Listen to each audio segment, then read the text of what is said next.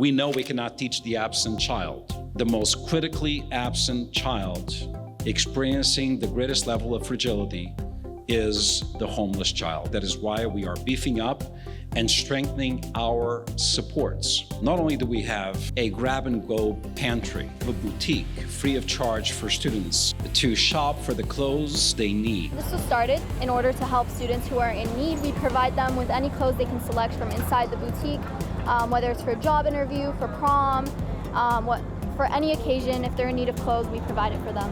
What we're going to see outside is a laundry truck so that we can help ease the burden of students and families by getting their laundry needs met. So parents, all they have to do is simply drop off the laundry. The laundry truck of Los Angeles, their staff are the ones who actually wash and dry and fold the clothes. And then at the end of the day, the parents can come and pick up their laundry.